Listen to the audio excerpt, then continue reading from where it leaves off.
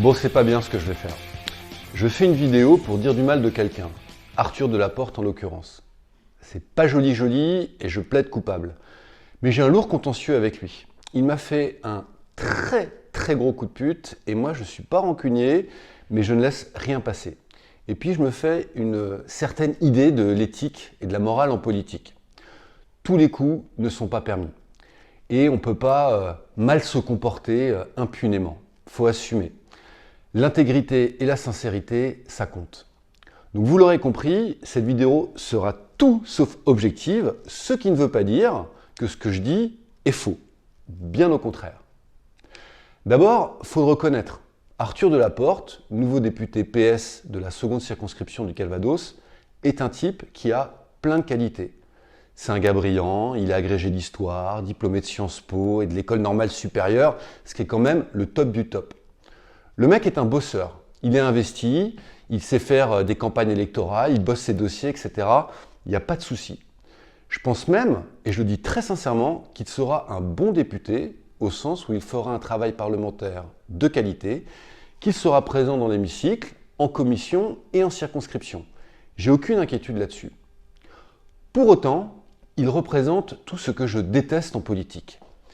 Parce que c'est avant tout un apparatchik qui n'a jamais travaillé de sa vie au sens d'avoir un vrai métier.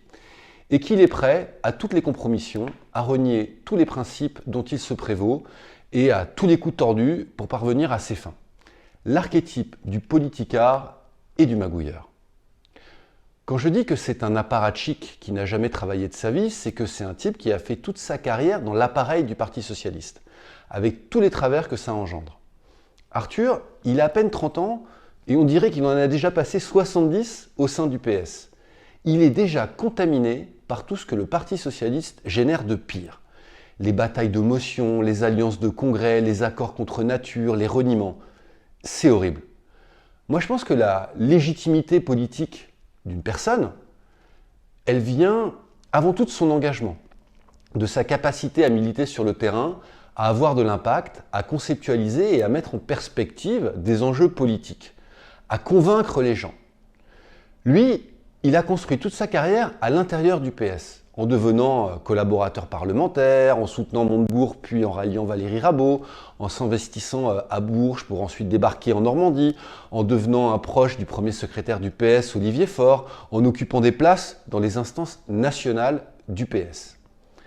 Pour certains, moi en l'occurrence, la politique, c'est avant tout du terrain. C'est passer 90% de son temps à militer à l'extérieur du parti, auprès des vrais gens, et 10% à l'intérieur du parti, parce qu'on est toujours obligé de faire un petit peu de popole. Mais pour d'autres, et là je pense à Arthur, c'est exactement l'inverse. On passe 90% de son temps à négocier des places à l'intérieur du parti, à neutraliser des opposants, bref, à faire de la cuisine, et 10% à vraiment militer. Et je vais vous dire un truc, et ça m'attriste vraiment, mais si vous voulez réussir en politique, mieux vaut faire 90% de popole et 10% de vrai militantisme.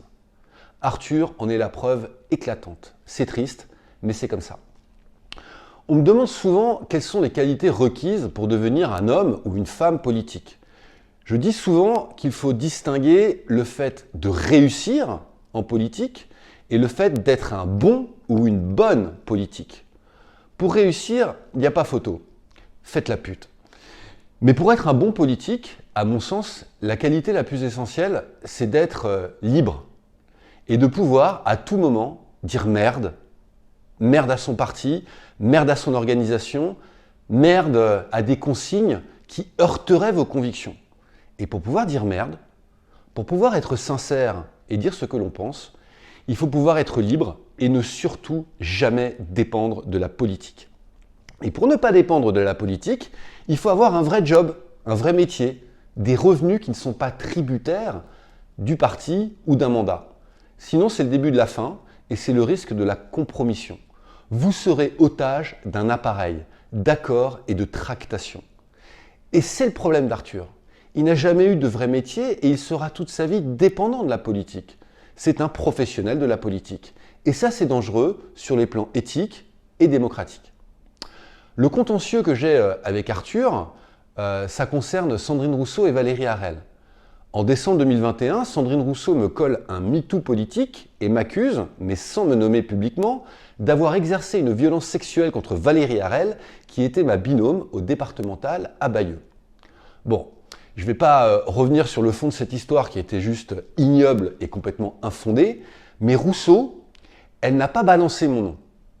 C'est Arthur Delaporte qui a repris le poste de Sandrine Rousseau et qui l'a envoyé à la commission violence sexiste du Parti Socialiste en disant « Eh, regardez, Sandrine Rousseau accuse un mec de violence et ce mec, c'est Xavier Brinjvic. Il faut le mettre hors d'état de nuire. » Le poste de Rousseau, sans l'intervention d'Arthur, n'aurait eu aucune incidence. C'est Arthur qui a décidé de s'en saisir pour l'instrumentaliser afin de me nuire, et ça, c'est juste dégueulasse. C'est des méthodes de pourri.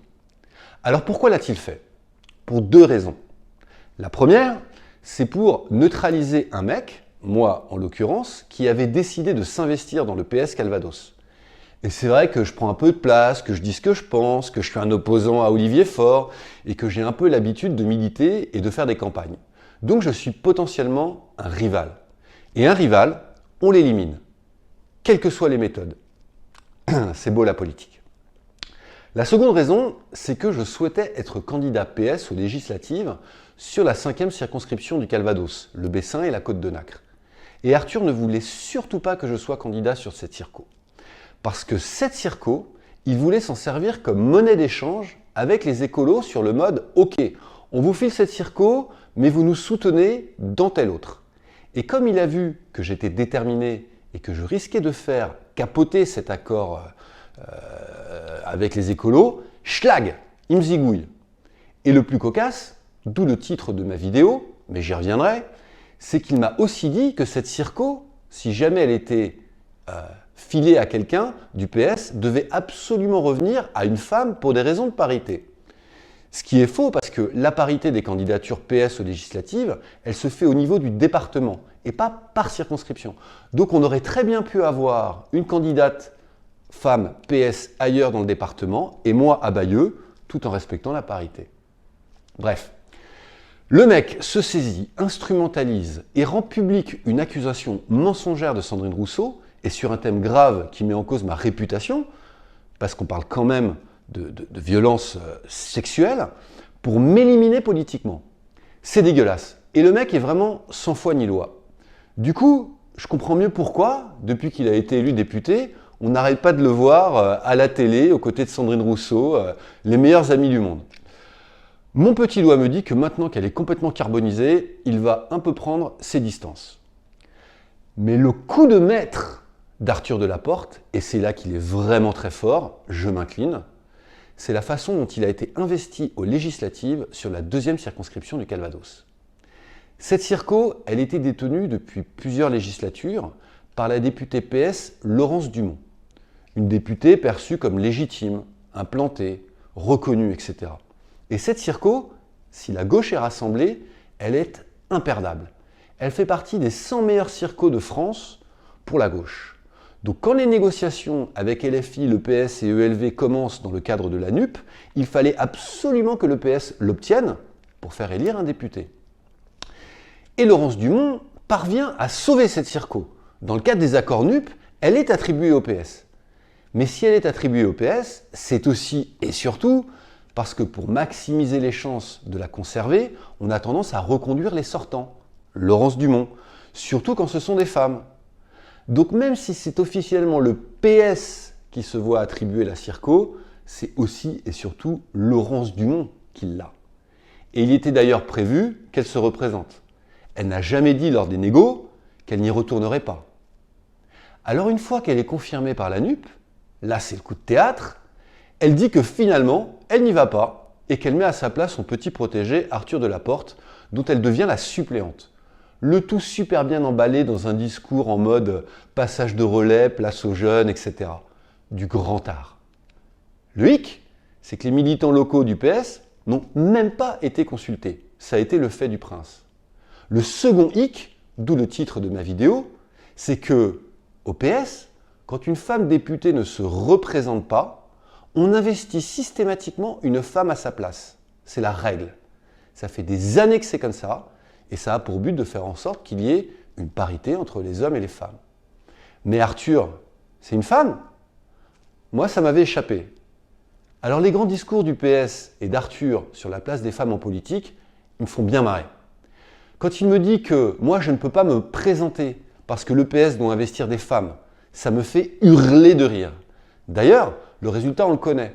Le PS est l'un des groupes parlementaires qui, en proportion, comporte le moins de femmes. Il n'y en a que 11 sur 31 élus. LFI et les écolos, ils font beaucoup mieux. Notamment les écolos, qui ont plus de députés femmes, 13, que hommes, 10. Bon allez, j'arrête là. J'ai été méchant, mais ça me fait du bien. J'en ai tellement pris plein la tête à cause de lui que ça me soulage. Arthur Delaporte, c'est tout ce que je déteste en politique. C'est un apparatchik, c'est un opportuniste, il n'a jamais travaillé de sa vie et il est prêt à tous les coups les plus foireux et les plus abjects pour préserver ses intérêts. Mais il faut reconnaître qu'il est intelligent et qu'il a du talent. Et très franchement, je lui souhaite de réussir son mandat. Et vous avez intérêt à vous y habituer à Arthur parce qu'il n'est pas prêt de disparaître du paysage. Il n'a que la politique pour vivre et sa circo, elle est imperdable. Je vous mets un billet qu'à 90 ans, il sera encore député. Alors bon courage. Ciao.